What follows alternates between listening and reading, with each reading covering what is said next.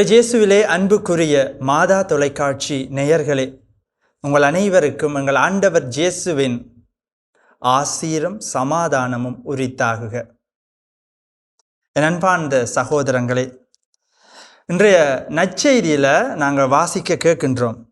பரிசேயர்கள் இயேசுவிடம் வந்து ஒரு கேள்வியை கேட்கின்றாங்க. தன் மனைவிய எக்காரணத்திற்காவது தள்ளி விடுவது முறைதானா என்று அவரை சோதிக்கின்ற நோக்கத்தோட ஒரு கேள்வியை கேட்குறாங்க. இயேசு அவர்களுக்கு மிக அழகான ஒரு பதிலை சொல்றார். அந்த பதில் இன்றைக்கு எங்கள் ஒவ்வொருவரையும் பார்த்து ஆண்டவர் சொல்ற ஒரு பதில் தான். இன்றைய வேகமான இந்த உலகம் அந்த யூஸ் அண்ட் த்ரோ அப்படின்ற ஒரு கலாச்சாரம் இருக்குது.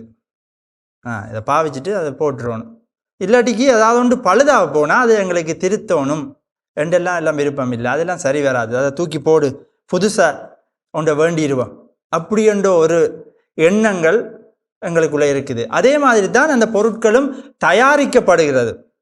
இந்த பொருள்ண்டா 1 வருஷத்துக்கு தான், 2 வருஷத்துக்கு தான், 3 வருஷத்துக்கு தான் என்று இந்த கம்பெனியும் அதுக்கேற்ற மாதிரி தான் தயார் செய்கிறத எங்களோட நாளாந்த மாடர்ன் உலகில் நாங்கள் பார்க்கின்றோம்.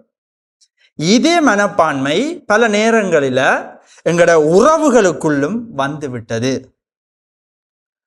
ஒப்பந்தம் தான், எல்லாத்திலையும் ஒப்பந்தம் தான். இந்த ஒப்பந்தம் லாபம் இல்லாட்டிக்கு இது தேவையில்லை, இதில் எனக்கு ஒரு நன்மைத்தனமும் இல்லாட்டிக்கு தேவையில்லை, இவங்க எனக்கு தேவையில்லை, நீங்கள் எனக்கு உறவினரா, நீங்கள் எனக்கு என்ன செஞ்ச, அம்மா அப்பா நானா உன்னை பெற சொன்னேனா, என்ன பெத்தியா, இதை நீ செஞ்சுதான் ஆகணும், அப்படி இல்லாட்டிக்கு நான் விட்டு போறேன் அப்படி என்ற நிலைகள்லாம் இன்றைய நவீன உலகத்தில் அந்த உறவுகளுக்குள்ளும் இருக்கின்றது. இயேசுவின் கூற்றின்படி ஒரு பிணைப்பு என்பது 2 மனிதர்களின் விருப்பம் மட்டுமல்ல, மாறாக அதில் எங்கள் ஆண்டவற்ற திருவுளமும் இருக்கிறத இன்றைய நற்செய்தியில் நாங்கள் வாசிக்க கேட்கின்றோம். அது ஒரு குடும்பமாகட்டும் அல்லது நட்பாகட்டும் இல்லாட்டிக்கு ஒரு சமூக பிணைப்பாகட்டும், இல்லாட்டிக்கு நாங்கள் சந்திக்கும் ஒவ்வொரு மனிதரும் ஏதோ ஒரு வகையில் எங்களோட கனெக்ட் ஆகித்தான் இருக்கிறாங்க. நாங்கள் தனியாக வாழ இந்த உலகத்தில் படைக்கப்படவில்லை, குழுமமாக குழுவாகத்தான் வாழ ஆண்டவர் ஆசைப்பட்டு எங்களை படைத்தவர். இந்த நேரத்தில் நாங்கள் ஆண்டவர் தர்ற செய்தியை கொஞ்சம் சிந்தித்து பார்ப்போம். நாங்கள் எவ்வாறு எங்கள் உறவுகளை புதுப்பிக்கும் மனிதர்களாக வாழ்கின்றோம். பல நேரங்களில் எங்களுக்கும் கடவுளுக்கும் இடையே ஆன உறவு உடைஞ்சு போயிருக்கும். எனக்கும் எனது அம்மாவுக்கும், எனக்கும் என் அப்பாவுக்கும், இந்த குடும்பத்துக்கும் ஒரு உறவு ஒன்று உடைஞ்சு போயிருக்கும்.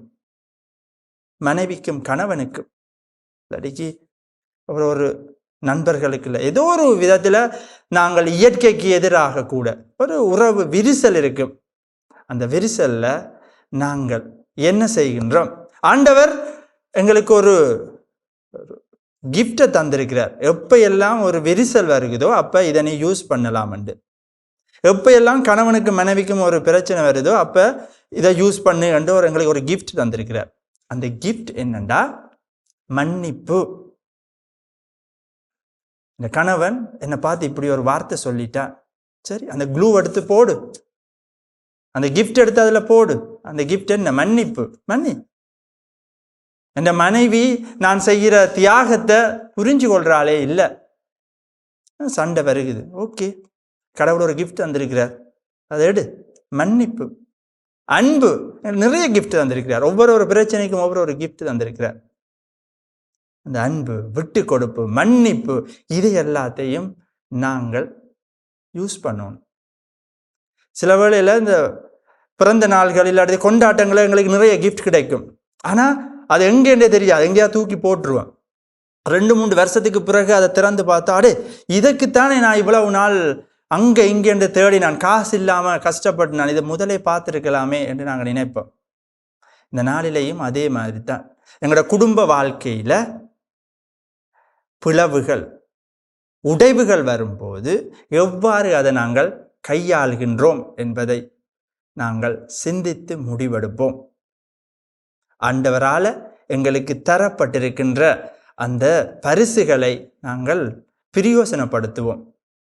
அன்பு, மன்னிப்பு, விட்டு கொடுப்பு போன்ற பண்புகளை எங்களது குடும்ப வாழ்க்கையில் நாங்கள் பிரயோசனப்படுத்தும் மனிதர்களாக வாழ இந்த நாள் எங்களை அழைத்து நிற்கின்றது.